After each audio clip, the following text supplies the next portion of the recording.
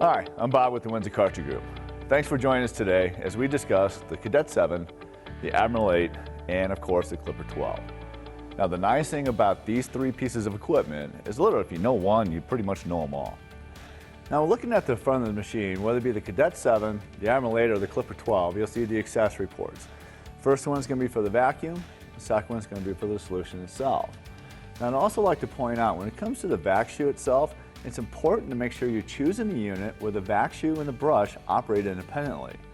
Now the reason why is because there's not an even floor anywhere. So if we have a rigid vac shoe, you'll probably catch the highs, but you're going to miss the lows, which will lead to streaking down the road because of inconsistent dry times. Easiest way to figure that out, simply grab the vac shoe, pull up on one side, see if it's spring loaded. Try that before you actually buy an extractor because again, if the vac shoe and the brush don't operate independently, you're not going to get the results that you're hoping to achieve. Let's go and take a look at the brush at this point. To remove the brush, whether it be the Cadet 7, the Admiral 8, or the Clipper 12, remember, if you know one, you know them all. What you're going to do is simply reach inside, grab a hold of the brush itself, and pull down from the bearing side. That will allow you to reduce the brush, to be able to clean it, and actually clean the brush housing as well. Let's go ahead and take a look how easy it is to remove the jets on this machine. To remove the solution jets on these three pieces of equipment, it's very, very simple. They're all quarter turn release jets. Now what that means, you simply take the jet, push up on it slightly, take it a quarter turn, and the jet will come right out for you. Now for maintenance tips on this, don't be using drill bits, paper clips, toothpicks, or any sharp objects that can distort the jet. Because what that's going to lead to is streaking in the carpet and obviously undesirable results. It's very, very simple to clean them. Let them sit in a cup of hot water overnight and that'll typically take care of it. Worst case scenario, you may have to let them sit in a cup of vinegar. It's a very mild acid and that will actually break down any residue that's left in the jets as well. Most important thing, don't lose them because you're going to need them next time around. Now let's go ahead and take a look at the brush height adjustment. Now the important thing to remember is how to properly adjust your brush height. Now there's a lot of confusion around this. So what we recommend is simply turn your brush switch on. Lower it notch by notch until you physically hear it hit your carpet. Now a lot of people will stop there while some other people will actually take it one notch further, and that's fine. The important thing to remember is that the tip of the bristle cleans everything, while the solid bristle cleans nothing at all. So make sure your brush height is adjusted accordingly to get the desired cleaning results. Now let's go ahead and take a look at how you access the solution tanks on the Cadet 7, the Admiral 8, and the Clipper 12. Now you probably have already guessed it. Solution capacity on the Cadet 7, you guessed it, 7 gallons. Solution capacity on the Admiral 8, you guessed it again, 8 gallons. Solution capacity on the Clipper 12, 12 gallons. Again, very, very simple. To access the solution tanks on the Cadet 7, Admiral 8, and Clipper 12 are very, very simple. What you're going to do is simply remove the recovery tank and that'll give you access to the solution tank to be able to fill it. Now one thing we actually give you on the Admiral 8 and the Clipper 12 is a nice fill hose. So an important note to remember, when you're using the fill hose, don't just simply attach it to a faucet and walk away because you could possibly make a huge mess. So when you're done with it, go ahead and put it back inside the solution tank, replace your recovery lid, and you're good to go. Now let's go ahead and talk about the recovery tank itself. Whether we're talking the Cadet 7, the Admiral 8, or the Clipper 12, it's important to remember on how to properly put the lid on top of the actual recovery tank. It's very, very simple. What you're going to do is line up the tab that's on the lid with the notch that's on the tank and it goes on properly for you every time. The other thing I want to point out, when you're in the operator's position, when you're utilizing this machine, we should always see water being pulled through the right side of the machine itself. Now inside the recovery tank we have two different ports. We have a right port and we have a left port. Now like we've already discussed, the right port in normal extraction mode, we should always see water come through the right port and that's going to dump right inside the recovery tank. Now in the left port we actually have a float shutoff device. It's designed, obviously, if the water level gets too high, your foam level gets too high, it's designed to shut the float to the vac motor off.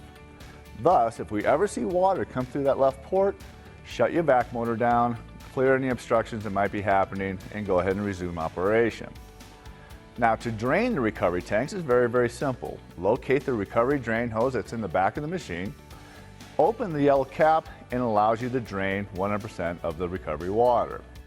Now from there, let's go ahead and work our way up and let's look at the control panel itself. Starting with the control panel on the Cadet 7, you'll see we have a few different things going on back here. Obviously we have a brush, solution and vacuum on and off switch with the breakers as well. But we also have a momentary switch on the solution, so that way if I just push the trigger up, it'll spray the solution. As soon as I let go, the solution stops, which is also a nice thing in case I get interrupted. The other thing you're going to notice on the handle on the Cadet 7 is actually fixed to the tank itself, which makes it very durable, especially when you have to transport this machine from job site to job site. Now when I jump over to the Admiral 8, we still have the same things going on, but just slightly different configuration. We still have the breakers, we have the brush, solution, and vacuum on-off switches here, but we also have the momentary switch on here as well. So basically what that means is if I hit one of the three yellow triggers, the solution will spray. If I let go of the trigger, again, the solution will stop in case I get interrupted. Now, the handle is slightly different as well. In the Admiral 8, we can actually adjust the handle to accommodate different operator heights. Now, if I take you over to the Clipper 12, it's the same deal as the Admiral 8, meaning we have the breakers here, we have the on-off switches for the brush, vacuum, and solution, and again, momentary as well, so you know if I hit one of the three triggers, the solution will spray. If I let go of them, the solution stops. Now, one of the nice features of the Clipper 12 is the fact I can take the handle and flip it to the other side. Now, the reason why that's so nice, if I'm doing long corridors or large areas, I can flip the handle and now I can actually walk forwards versus walking backwards the whole time. Now, one thing we would all agree, if I'm walking forwards, it's definitely a lot safer, and I typically achieve better cleaning results. But speaking of cleaning results, I can give you all the cool stuff in the world, but if you don't know how to properly use them, you're not going to get the results you're looking for. So let's go ahead and take a look at the process and procedures behind carpet extraction. So just like we talked about before, I can give you all the cool toys in the world, but if you don't have the right process and procedure to back that up, you're probably not going to get the desired cleaning results. So we recommend a 4-step process when it comes to cleaning commercial carpets. First thing we need to do is actually use a good upright vacuum, as brush vegetation down below. It's important to remember that 79 to 80% of all the soil that's in our carpet is actually dry soil and needs to be removed by a dry method. So always start by vacuuming thoroughly. Second step is apply our pre-spray. Now yes, there's a lot of folks out there using a 1 gallon or even a 2 gallon pump-up pre-sprayer, which actually works okay. But it doesn't work as well as this machine, but let me tell you why. This machine comes standard with a 50 PSI pump. Has a fixed jet that's angled perfectly every time. Underneath we have counter-rotating brushes.